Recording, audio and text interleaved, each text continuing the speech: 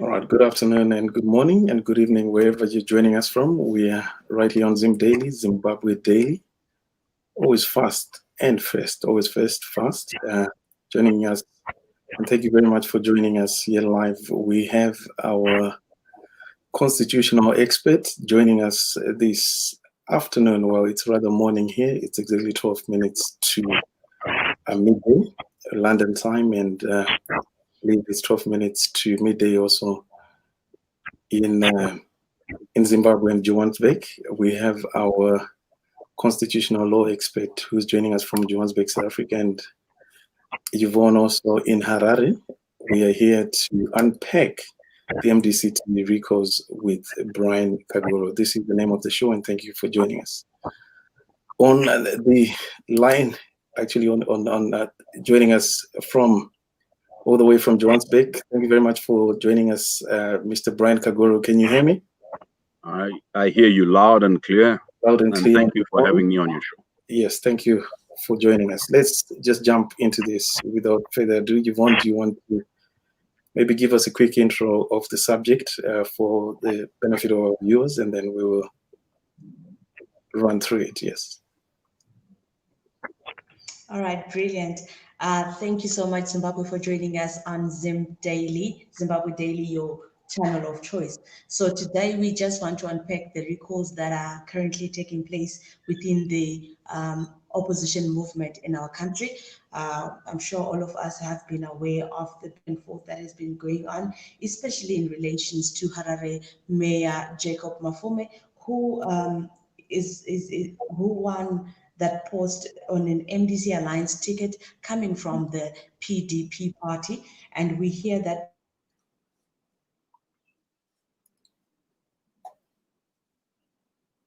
Mayor of Harare after the MDCT recalled Mayor Gomba and 11 other councillors from the city of Harare. So we just want to take a look at these recalls that are currently taking place. We want to explain the context of the recalls. We want to understand the missing point of what is going on, what exactly is missing, how are the people supposed to safeguard their own choices when they elect leaders, and to do that, we have, as has been introduced, our constitutional lawyer, Mr. Brian Kagoro. So, Mr. Kagoro, I'll just shoot straight in. Can you explain the context, and can you explain to us what these recalls are all about? Thank you so much, Yvonne.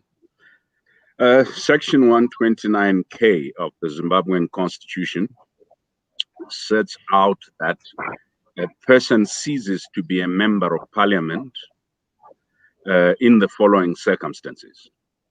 If the party that he belonged to or she belonged to at the time they were elected writes to the speaker indicating that that person has ceased to belong to that party. This is inherited from an old practice in the British tradition called floor crossing. A person contests on the ticket of one party, and then when they're in parliament, they try to change to another party. And the reason why this was introduced was there was an assumption that this would be a violation of the rights of voters, because voters would have voted for that person under the impression that they belonged to a particular party which holds particular positions and which are there to certain ideas. And so the right in British practice was the right both of the party, but also there is a right of the voters themselves. When a person has failed to perform, or the voters felt that the person no longer represents their collective interest, a certain percentage of voters could initiate recall proceedings. And that's the spirit and letter of Section 129K. I'm not sure how they have purported to extend this to the local government structures, but in terms of Parliament and Senate, this is where it comes.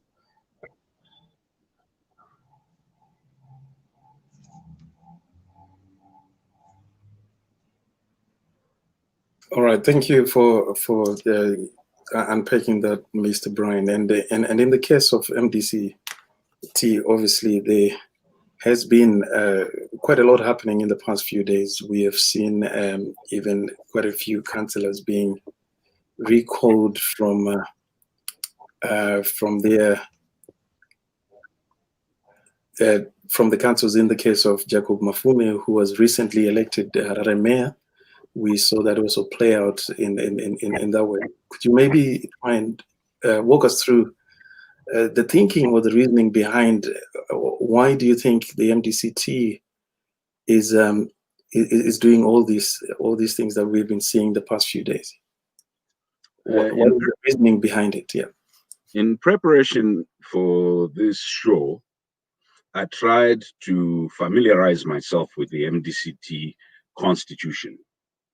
And if you allow me and indulge me, I'll walk you through the recent history. And that recent history is that there was a Supreme Court judgment that indicated that when Mr. Trangirai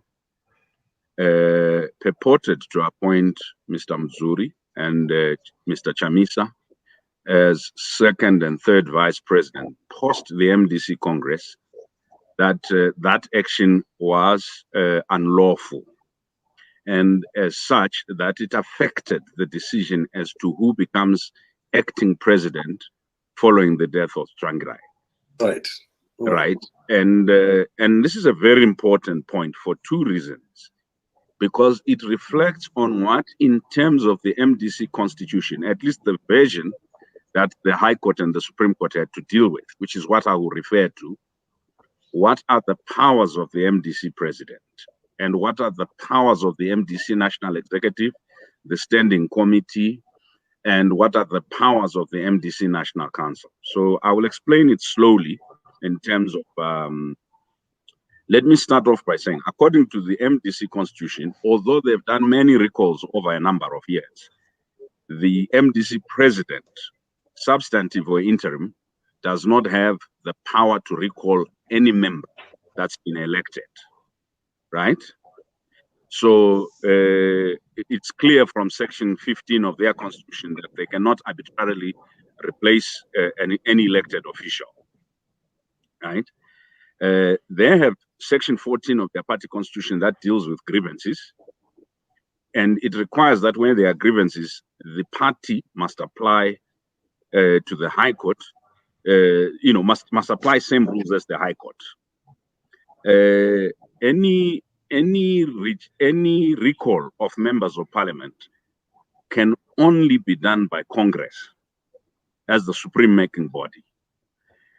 And any decision taken by the party executive, president, secretary general, and so on and so forth, has to, in terms of section 17(4) of the MDC constitution, has to be taken to the National Council.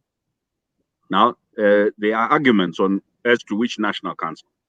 If you take the 2014 National Council, the one elected in 2014, it is clear that with respect to the current recalls, that structure of the people elected in 2014 has not met. Now, let me pause there a little and explain another challenge that arises for the MDC. Number one, when they were elected in 2014, it was for a mandate of 5 years, right? That mandate expired before the Supreme Court judgment, which is why the Supreme Court set a specific date by which they must hold a special congress. That means at the time the recalls were being done, none of the members of the executive of the MDC still had mandate, whether by operation of their 5-year term, which was as per the 24 constitution, or by operation of the Supreme Court judgment that said Toko had been unlawfully terminated. Which will bring you to a related matter, Yvonne, and which is this. On what? Which party recalled the elected people? Or let's put it this way. Which party did the voters vote for? When the people went to vote, what was on the poster, what was the representation made. It does not matter what the private arrangement was amongst them. Right. When you went to the poll. So why am I saying this is important? There were two parties that were called MDC in the last election. Right. Right. There was MDC-T led by Madam Thokozane Kupe. There was MDC Alliance, whose flag bearer was Nelson Chamisa, Mr. Nelson Chamisa. If you went as a voter to vote for a party led by Nelson Chamisa called MDC Alliance, and another voter went to vote for a party led by Thokozane Kupe called MDC-T, which party has the right to recall the elected member of parliament? Or rather, that's a very interesting question, because I think I guess the argument they are bringing here is MDC Alliance, in as much as MDC Alliance appeared on the ballot box.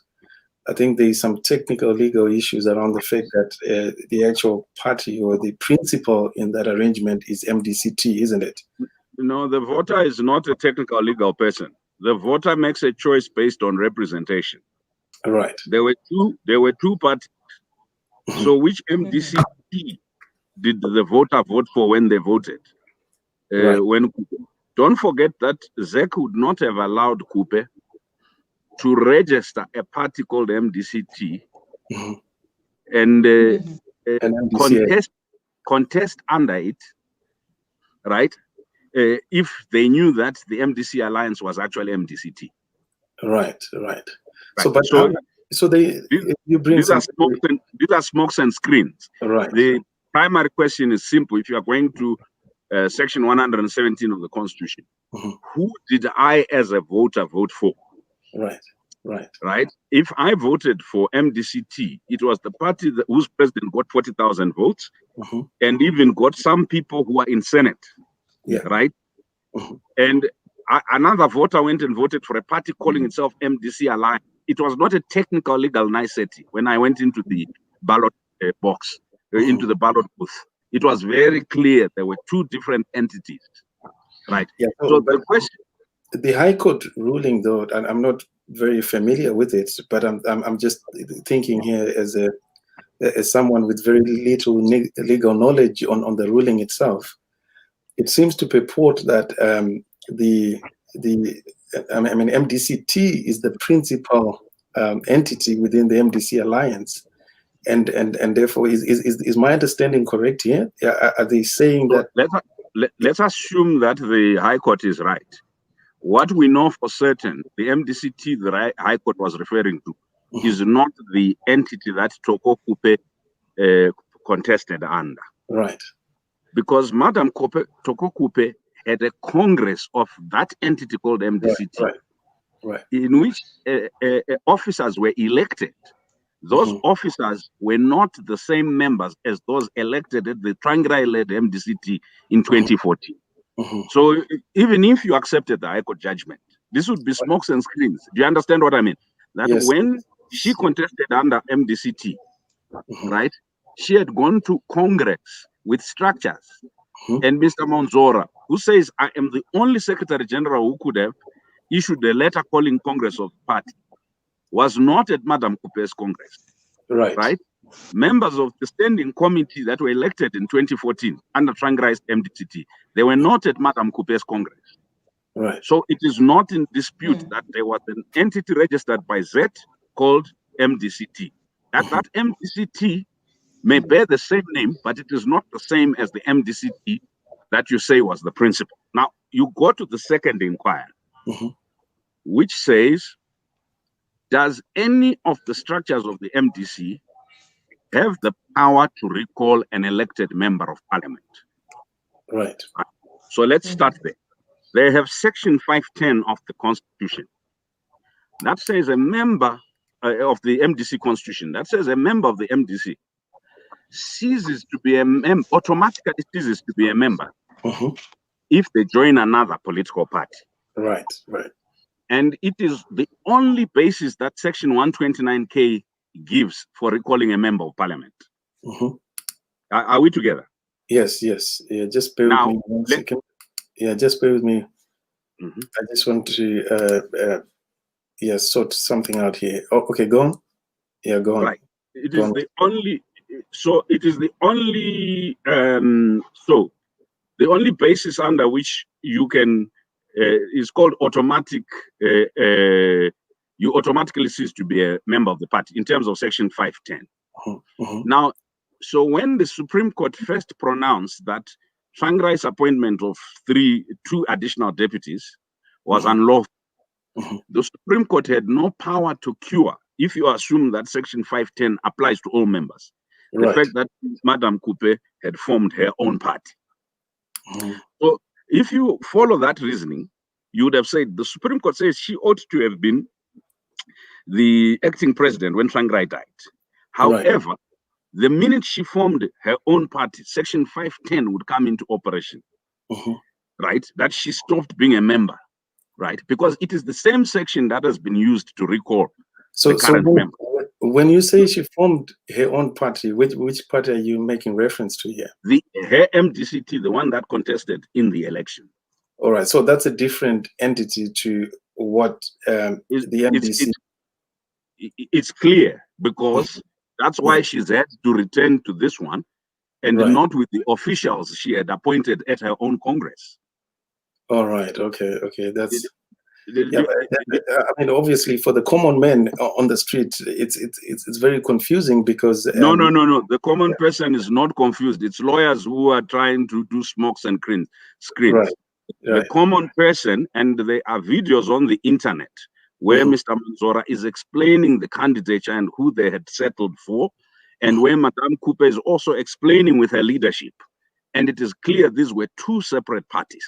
All right. So what's the motivation? What's motivating the likes of Douglas Manzora and I don't. Before we go into the politics, I want to go into the legalities because right. Okay. everybody is using the law to hide behind, right? Right. So Section 510 is automatic expulsion. And so they were recalled on the basis that they had expelled themselves by joining a party called MDC Alliance. Immediately after the recalls had been done, Mr. Komichi, then who is the chair, then went on press and said, they are the MDC Alliance. Now, you don't need to be a lawyer to see what this means. Yeah. If I expel you and say it's because you joined a party called MDC Alliance, right? And then a week later, before the ink dries on your recall, Right. I Then also say we are the MDC Alliance. So had you committed an illegality if you had said you belonged to a party called the MDC Alliance? Do you understand what I mean? Yeah, no, that's clear. That's clear. I tell you and claiming that according to Section 129K of the Constitution, you have crossed the floor by joining a different party called MDC Alliance. And then when we are now determining under what name the party that has expelled you is going to contest the by-elections created by, I then said, no, we, the party that expelled them for joining MDC Alliance, are going to contest this election using the name MDC Alliance. Right? So that means there was no basis for the recall, legally speaking. Yes. If they had joined a party that is the same as the mother party. So it really won't matter what the High Court said because they themselves, the officials that have purported to recall, are calling themselves MDC Alliance. Do you understand what I'm saying? Yeah, so no.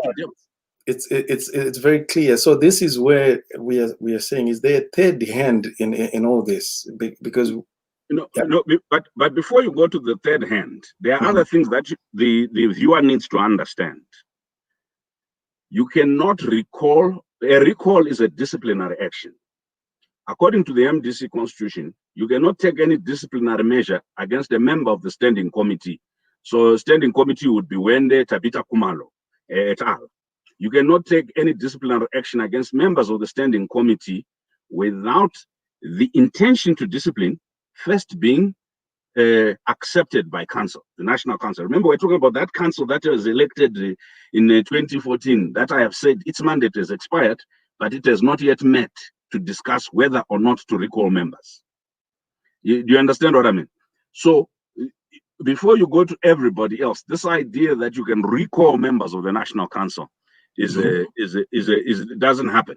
And then they have a problem. When they were writing their constitution, they put what are called disciplinary code of conduct and regulations. So in terms of the law, they have to show that they've complied with their own MDC constitution, never mind the national constitution. I don't know if I'm making sense. No, you're now. I'm going to make one last point, then we come back to the questions that you had. Section 18, Article 18 of the MDC Constitution, which is Section 19, talks about instances where there are oversights or omissions.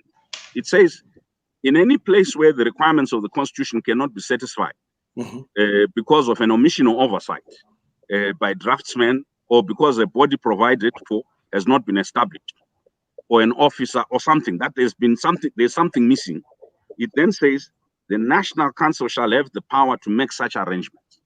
So in their constitution, like I suggested to you, whether it is Chamisa, Tsvangirai, or Kupe, and I don't even care that they have done it before this recall, they had no legal power in terms of their own constitution to do it without going through the process that it's in their constitution, and they attached it to the High Court rules.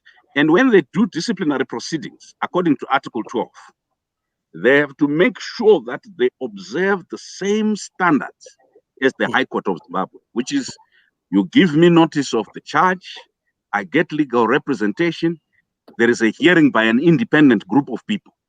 All this has not happened. Which therefore takes the matter back to your first question. Have the rights of the voters who went into the booth, so whether those voters were MDCT or those voters were MDC Alliance, it doesn't matter, or PDP, have the rights of the voters been undermined? I say they've been undermined at 3 levels.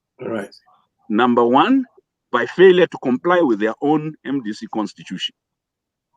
Number 2, by a recall done without a proper hearing or disciplinary process of their members. So it doesn't matter that lawyers tell you that all that needs to happen is a letter to the Speaker of Parliament or the President of Senate. That letter must proceed from a legal basis. And that legal basis in terms of their constitution can only be disciplinary action taken against a member. I hope I've clarified now we can have a discussion about that's very clear, Mr. Kagoro. In case you're joining us, you are right here on Zimbabwe Daily, and we are unpacking the MDCT recalls with our constitutional expert here, Mr. Brian Kagoro, who's joining us all the way from Johannesburg, South Africa, and we're coming to you live here from our London studios. We had Yvonne, who has also been on this panel, but she'll be joining us in a few minutes, joining us from Harare. We are trying to understand what has been going on, especially around the MDCT recalls. I don't know whether to call them MDCT or MDCA, but we see a lot of MDC Alliance members being recalled by a totally different party, and this is what Mr. Brian Kagoro is trying to unpack for us here on this show. Mr. Brian Kagoro, I just wanted to run through with you some of the questions that I had here. So you've addressed the legalities, the legal issues around this, and thank you very much for bringing that. And then you've also looked at the role of the electorate in the process of the recall. There is no doubt that the electorate has been undermined according to the way you've rightfully explained. That's what I'm deducing, at least. Now, coming to the by-elections, let me just cut to the chase here. We have a by-election that is coming on the 5th of December.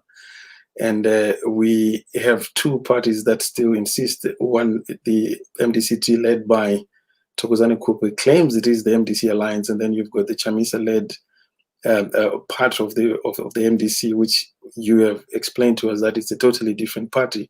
How do you see this playing out on the 5th of December? Do you see, if you were advising Chamisa or maybe even the other side, would you be maybe looking at advising the other party maybe to come up with a totally different name for the sake of this by-election, or how is it going to play out? Because definitely on the 5th of December, if any of the parties are going to contest, they cannot use the name MDC Alliance, both of them, isn't it? if we were in a constitutional democracy, if we respected the rule of law and constitutionalism, there would actually not be a by-election, because what I've tried to say to you for the last couple of minutes is that the recall was unlawful because the persons. So if you are not even disputing whether Thokozani Kupe is president of the MDC or not, even if she were president of the MDC, nothing in the MDC constitution gives the president of the party, let alone the secretary general, the power to recall an elected member. So the first thing is, I know that people don't want to go to court because they are saying perhaps the courts seem to take a particular position. That's number one. Number two, then actually this beauty contest of whether it's MDCT, MDC Alliance 1, MDC Alliance 2 is neither here nor there. The choice is of the candidate. Pushing people into the by-election, and then the people who recalled them on the basis that they joined a party called MDC Alliance, is to try and force them to form another party so that they can now have reasons for expelling them, so that if they go to any court, they have no recourse. Do you understand what I'm saying? Because at the moment, it is clear that they did not join any other party, because the party referred to, the thing referred to as MDC Alliance, is the same that is being claimed by Komichi and Co. Right? Oh, okay. So how should they play their cards here? Because definitely, I would first legally contest it. No by-election should go ahead. It's an illegality. It's a mockery of time, because if officers who don't have the authority to recall purport to have recalled, and the Speaker of Parliament and ZEC act immediately, I'm hoping someone, even a voter, will contest this. As I've said before, this is a festival of illegalities. All right. So let the High Court hang its. Tell me, my friend, the High Court judgment you are referring to said there's no party called MDC Alliance. Right? It said, oh, MDC Alliance is not a party. Right? Only the Congress of the party can determine that, right? Whether there's a party or not. You then jump a week later and Komichi says, we are going to contest as a party called MDC Alliance. Are they contesting as what they were calling the electoral platform before the election? Are they contesting as a political party? It is these sort of things that many clever lawyers will try clever things. But if you put it under a spotlight of ethics, of common sense, and the basis of how the voters make decisions. What ought to have happened when these disputes first happened before Tsvangirai died is they ought to have gone to arbitration to resolve their internal issues. Right. They didn't. Post Tsvangirai's death, they ought to have gone to arbitration to resolve these matters. They didn't. They're back in another cycle of illegality, right? So it's really not a matter of whether it is Kupe, Chamisa, Mudzuri, or Monzor. It's a question. If you say you're a Democratic Party. Let me just chime in there. What I'm trying to understand is, you were referring to, in a normal constitutional democracy, these are the things that we expect to be happening. But you know, in our case, in Zimbabwe's case, which is totally different, we're dealing with a totally different fish here. So we know there is a third hand in all this. I think we cannot dispute that the other party, which is the MDC, I know you don't want to dwell much on the politics of this, but as much as it does not make sense, that I mean, the way you have rightfully explained that it doesn't make sense for MDCT to be recalling members of the MDC Alliance, then calls itself MDC Alliance after that. What I am trying to maybe get at here is your understanding. I know as a lawyer, maybe this is not a very comfortable line to take. I personally feel that maybe contesting this in the courts, which we know almost every ordinary man knows that these are heavily compromised, and this is one of the reasons why we are where we are today, is because they've been taking these things to a court that pretty much anyone can determine what the outcome of that result is. You are suggesting that they should keep going to the courts, and we pretty much know what the outcome is going to be. No. I'm not suggesting the MDC should go to the court. My opening line was that the dispute is political. All right. Right. Okay. The MDC as political actors should contest it. If I were an advisor to when you say contest, what do you mean? Contest where? You mean? If I went to a by-election, I would not change my name. I would go as MDC Alliance and ask for someone to stop, because they would have to go to court to stop me contesting under the name that I used at the last election. Yes, but you understand what I mean? ZEC, I don't know whether, do they need to re-register again for this by-election, or ZEC already has MDCA and MDCT as separate entities? Because I can see ZEC may be striking down MDC Alliance. No, that's fine. You do need ZEC to take that action. Any struggle has to be dramatized. A struggle is not a matter of caution. What I hear you saying is, well, take the safe bet, right? Choose another name, contest, beat these guys, and come back. That's exactly what they want you to do. Choosing another name is a long term. If you're saying they've acted illegally because no Congress has made a decision around the choice of name, how would you yourself, without going to Congress, make a decision on choice of name, right? So in a sense, the political drama in this is simple, right? You want the state machinery, or the third hand that you are talking about, to stop a particular entity within the MDC from using MDC Alliance. You actually want them to do that. Right? Because that is the struggle. That is the political struggle. The political struggle is not just winning it. You want them to do that. Right? So that you believe you can in protest stand as whatever it is.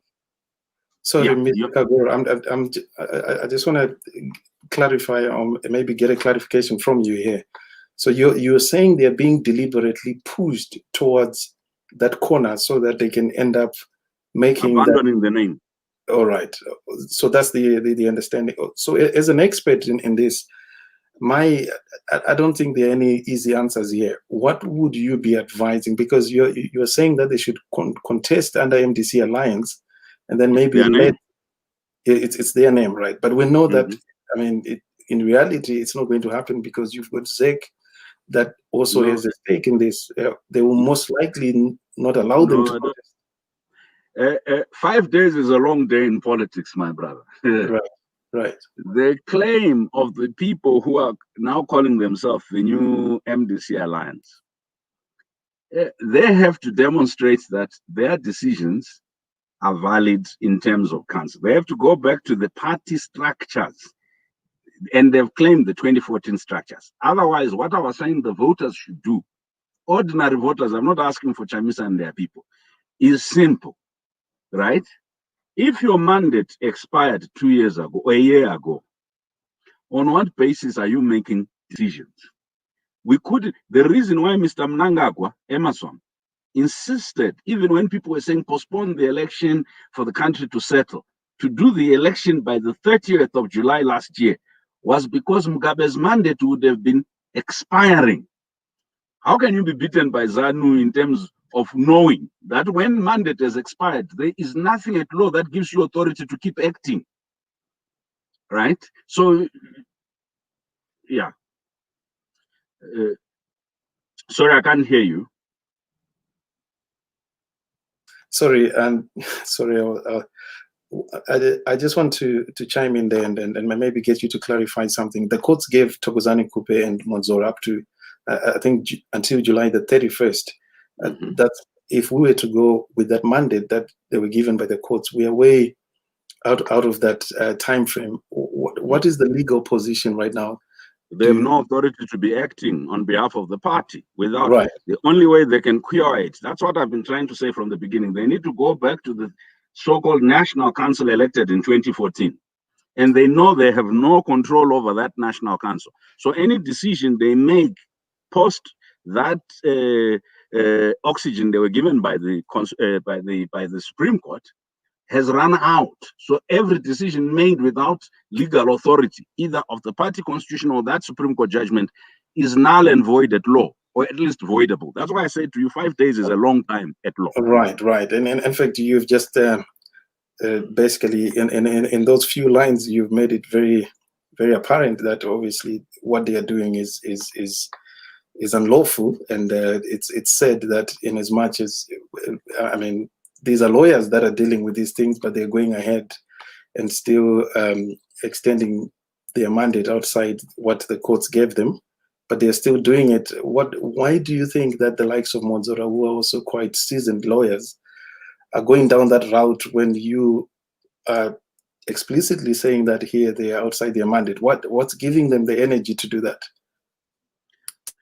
Politicians are more amazing than rocket scientists. Right. They can create alternative reality in their heads and in their spaces, partly because most people don't ask the difficult questions. As I have said to you, because the national constitution does not provide the answer, you go to Article 18, Section 19 of the MDC Constitution, which tells you what happens when there is a gap. And I've already said to you, the decision ought to be made by National Council. Mm-hmm. The president of the MDC, the vice president of the MDC, the secretary general of the MDC cannot usurp the powers of the National Council. They cannot replace the National Council in making certain decisions are preserved for the National Council or for Congress. All right. So this is why I'm saying that. So I want to answer why. They are politicians. So politicians will take any chance as long as no one challenges them. All right. Okay. If they can get away with anything, that's why politicians use violence. You tell people that giving people food outside the polling station is bribery. They do it. Politicians take chances as long as no one stands up to them and challenges them. All of them, not just one. Yeah. All right. Thanks, Mr. Kagoro. And I appreciate we are running out of time here. I just want to maybe go through one or two other questions. Maybe if I can get our audience also to, if you've got anything that you would want to bring forward, by all means, please use our chat. If you're on Facebook, please feel free to. If there's any question, we're going to take maybe one or two questions from the audience. If you want to ask Mr. Kagoro here, we're trying to unpack the MDC2 recalls. There's been a lot that's been happening the past few days, and as Mr. Kagoro has rightfully said, 5 days is a long time in politics. Even they actually say 24 hours is a long time. I just want to hear from you guys. What do you think? If you have any question for Mr. Kagoro, I think my main question, which I still feel that it is still valid here, Mr. Kagoro, in as much as you're saying that they should insist. I mean, you've got two parties here that are claiming the name MDC Alliance. The reality, obviously, is at some point one of the two has to make that call. So we're just waiting for which of the two parties is going to give in here. And I'm just trying to, from your own understanding, how do you think this is going to end? Maybe if I can put the question that way. My own sense is that I have been saying since when Morgan Tragai was alive, that Zimbabweans like to talk at each other and above each other's heads. Political maturity would have required 2 years ago that they have a dialogue. If they can't have it by themselves, they find neutral facilitators.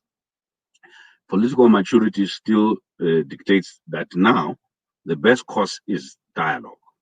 If they don't, so let's assume this plays out, one of them wins, right? What they are doing is simply not contributing to democratization of Zimbabwe. It's enabling something, which is what I want the colleagues to know. Mugabe tried between 1980 and 1989 to establish a one-party state. He failed, partly because people like Edgar Tekere resisted it. Emerson Mnangagwa, with the help of the opposition, you can make deductions on who in the opposition, has literally, they have 2/3 in parliament. We can discuss whether or not this is a real vote or rigging, but they have 2/3 in parliament. With these fights that you are seeing in the opposition, and with 26 constitutional amendments pending, The likelihood is what this is moving us to is handing on a golden, not even a silver platter, the one-party state to Emerson, because Emerson Dambudzo Mnangagwa already controls the military, and claim he controls the judiciary. They will control parliament, which are the three critical arms of state. They are now going for local authorities. Zimbabwe will become a one-party state, right? And in the meanwhile, what are we doing in the opposition? Busy on legal niceties, which party is the actual MDCT, which is those opposition parties were not established to fight battles in courts or to show who's legally smart. They were established for the purposes of stopping the one-party state and ensuring a more democratic order in Zimbabwe that is diverse, that allows multiple political opinions and effective participation, that stops tyranny, violence against citizens, and human rights violations. At the moment, so the issue is not about uniting Chamisa and Kupe. The issue is about remembering what the reason why the opposition was established. It was not about personal fights. It was not who would win the political beauty pageant. It was about the values. At the moment, as I have demonstrated, these recalls undermine the values. First, they're done in bad faith, whatever their motivations. Number two, they're being done unlawfully and unconstitutionally. Number three, they are being timed so badly in order to enable Emerson to get full control of the state for us to become a one-party state. So it won't matter what you do in 2023. And that's why these by-elections are not the most important danger facing Zimbabwe. The most important danger facing Zimbabwe is the one-party state being established uncontested with the help of the feuds in the opposition. Yes, thank you very much, Mr. Kagoro. And I know we've spent more than the time you had allocated us here. I really appreciate. We just want to make sure that we can have you back next time. Thank you very much for breaking this down for us to our audience. We want to appreciate you for taking some time to join us here on the live talk show, Unpacking the MDCT recalls. This is a subject that's going to continue playing out maybe until the 5th of December. We're just watching from the terraces, and we hope something is going to come out of this. But for now, we want to thank you for joining us, Mr. Kagoro. Please, if I can just ask you to maybe say your last words, and for the sake of our viewers, what sort of words can you share with our viewers, so in terms of understanding what is going on? Amen. Zimbabweans cannot sublet the democratization of the country to self-interested politicians who want to fight personal feuds. Zimbabweans who are not getting service delivery, who are not getting jobs, who are being kicked out of jobs, informal traders who are starving in this context of COVID, people who are dying because there's no medication in their hospitals, health workers and teachers and public servants who don't need to come together and decide that the sort of corruption that we are seeing and the lack of seriousness amongst politicians, that's what I called grown men playing dollhouse, manhlwane,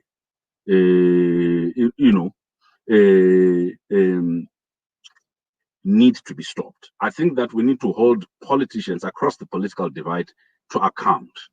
Visionary and transformative leadership comes out of demand, and demand by citizens. At the moment, we are all behaving like spectators at a football match, a Liverpool match, or an Arsenal match, describing how other people are playing and whether they're playing good or bad. But this is about our lives. These people are playing lotto with our lives. And we need to stop this nonsense by doing something as individuals and as citizens. Right. Yes. Thanks a lot, Mr. Kagoro. I think hopefully we can do something about this. A lot of us have tried to do something, but hopefully we'll bring some sort of sanity to what is happening in Zimbabwe right now. There, Mr. Kagoro joining us all the way from Johannesburg, South Africa, and right here in our London studios. This is Zimbabwe Daily, and thank you very much for joining us. Until next time, you have a very good afternoon. Thank you. Bye-bye. Bye. Thank you. Thank you.